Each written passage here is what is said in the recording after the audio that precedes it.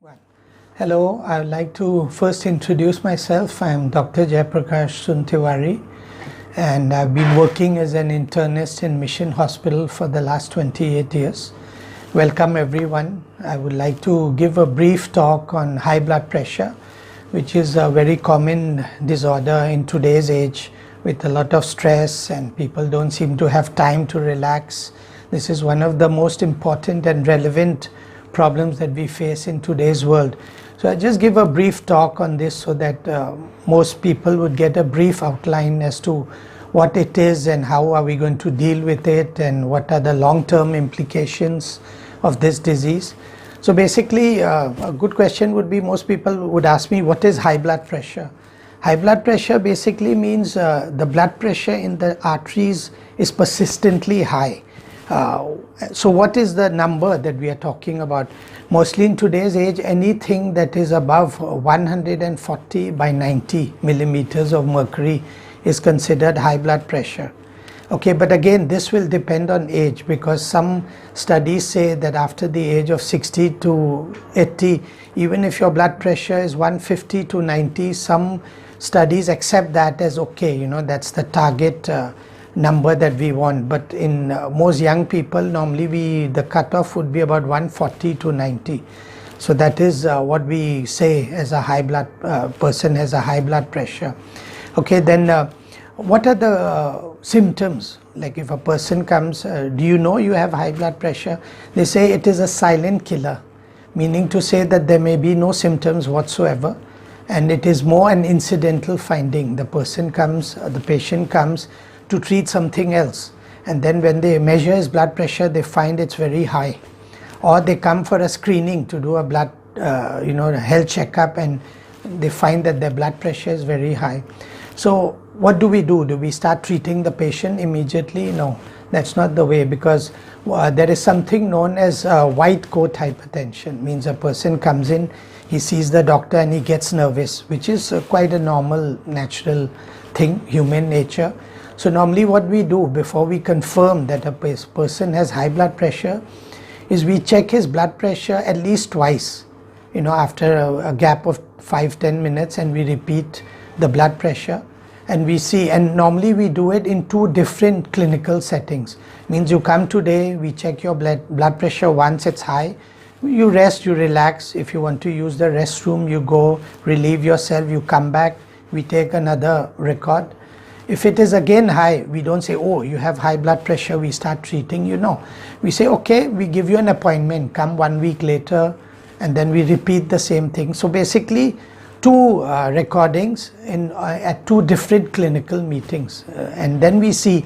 And the best and the most accurate way to say with conviction that you have high blood pressure is what we have today, we call ambulatory blood pressure monitoring. Means they put these instruments, the equipment on you, and they observe for 12 to 24 hours. If it remains consistently high, that means yes, you have high blood pressure. Then a lot of people would ask, how do we get the equipment and all? Well, there's another way which is as good but not better, is to, if you have a blood pressure monitoring instrument at home, you measure yourself, get about 5-10 readings in a span of a week or 10 days, and then you get those readings, because that is more reliable than measuring it in the hospital. Because as I said, you may be nervous, you've just walked up a flight of stairs, your blood pressure can go up. So we make sure that it is a definite and accurate diagnosis before we start treatment. Okay, then another thing would be, what if I don't treat my blood pressure? I have no symptoms, why should I treat? Well, they say it's a major risk factor for many diseases. If you don't treat your blood pressure, you could have a heart attack, you may have a stroke, you may have heart failure, your heart may have a very arrhythmias, means it goes very fast, you may have peripheral artery disease, your kidneys could be affected, you may have vision loss with time, and with time as you age, early dementia. So to prevent all this, they say you should, the moment it's high and you're sure that it is definitely high, we start treatment. Because if we don't treat, these are the complications that can come up. And they say that in these journals that it reduces your life expectancy by 10 years if you don't treat it. So as I said, 90 to 95% of patients will not have any symptoms. Again, blood pressure, we would classify it as two: primary cause and secondary cause. The primary cause is more genetic or environmental factors. We don't know the reason. And one of the many risk factors that can cause this could be like you're taking excess salt in your diet, or you have excess body weight, or you smoke cigarettes, or you drink a lot of alcohol. These are things that can cause your blood pressure to go up. And normally we see it in people as you age, it becomes higher. And then the other one is the secondary cause, where it is identifiable. We know the reason. That we see in about 5 to 10% of patients, and we see them in patients who are young, like pre-adolescent or early adolescent, and there is a reason for that. Normally the most common is you have a kidney problem. Could be the arteries of the kidneys have been narrowed, and that causes a high blood pressure to, your blood pressure to go up. Or there could be endocrine diseases, like if you have what we say, Cushing's disease, or you may have hyperthyroid or hypothyroid. So when these are the causes in young, what we call hypertension in the young, we normally try to identify a cause, because if we get the cause, the treatment is easy. We treat that and your blood pressure comes down to normal. But as I said, 90% to 95% is like primary, we don't know the reason. Okay, normally the range we like to keep is between 100 to 130 millimeters of mercury for the systolic, and the diastolic would be between 60 to 80, but not above 90. Okay, having said that, now I will just give you a brief outline. Don't want to go in too much into theory, but something that's more practical on a day-to-day basis.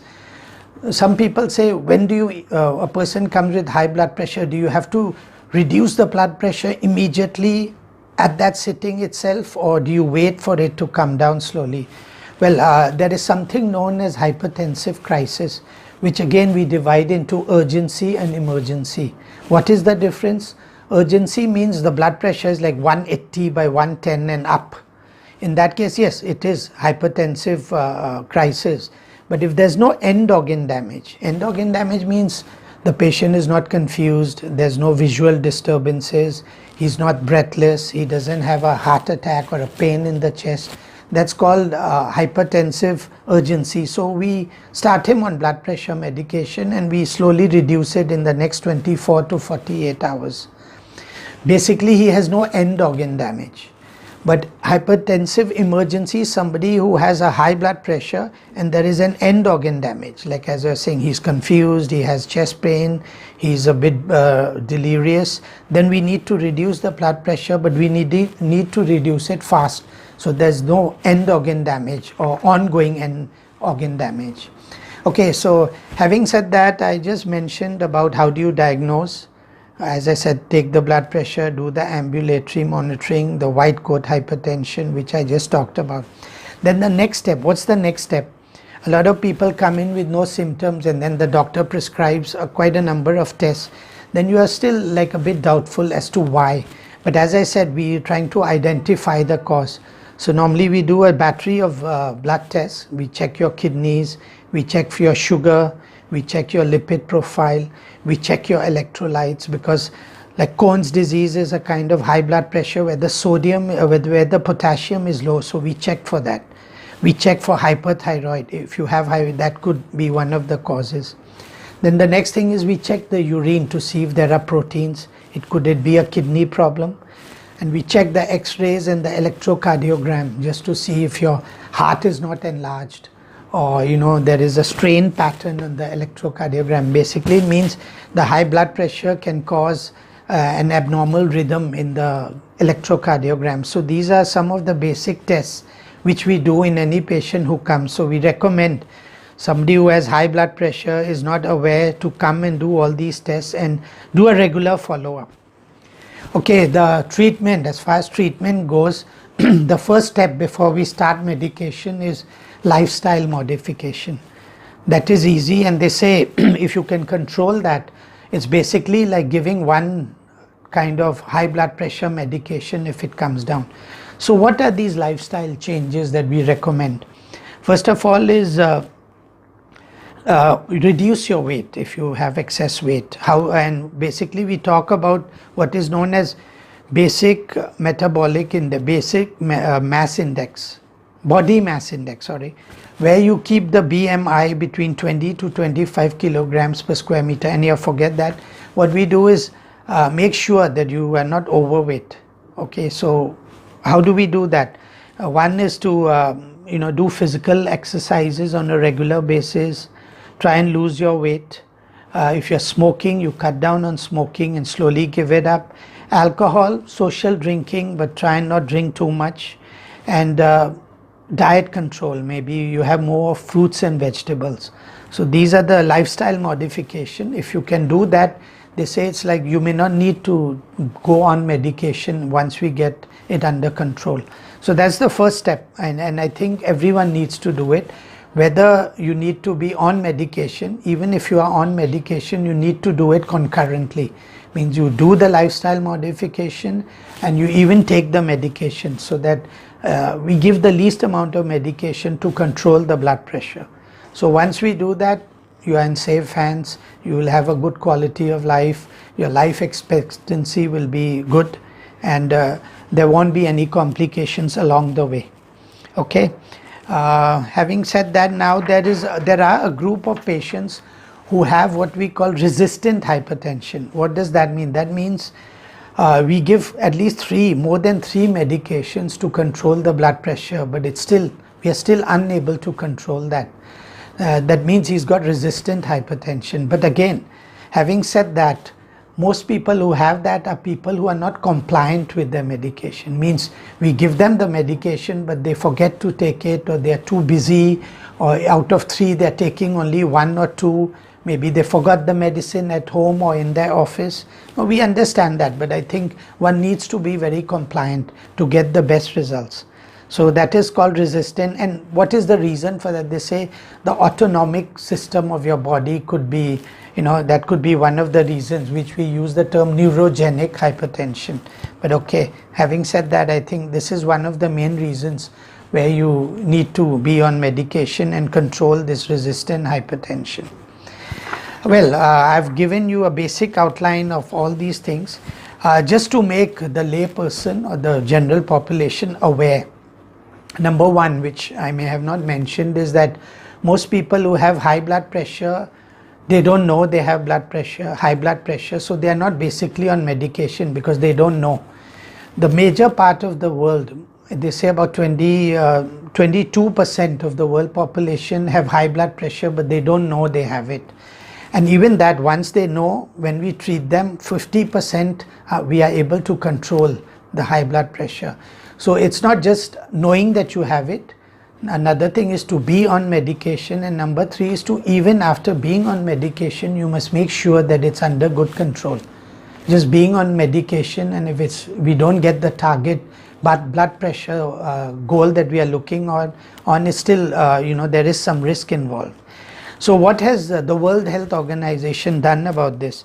Because they do know that most people don't know they have high blood pressure, they've started having these they call it the World Hypertension League, where many nations come together. They do a lot of public awareness campaigns, where by the internet or the television try and tell people to get a checkup, check your blood pressure, so that you are aware that you have high blood pressure and you go on for treatment and you are able to reduce, because this has a lot of economic implications, because if you prevent it and you treat it, the chances of having complications will be less. As a result, hospitalization will be less, economic losses would be less, and you will lead a better quality of life. So the World Health Organization has said that 17th of May of every year is the World Hypertension Day. So I think just giving you a brief outline, and if there are any questions that you have in mind, feel free to ask me whenever you are free, or whenever you do come for a health checkup in Mission Hospital. We always encourage you to ask if you have any doubts, or you would like us to help you in any way. We are looking forward to whatever we can do to help you. Okay, so nice to have this talk, and I expect a lot of people to ask me questions about this. Looking forward to you. Thank you.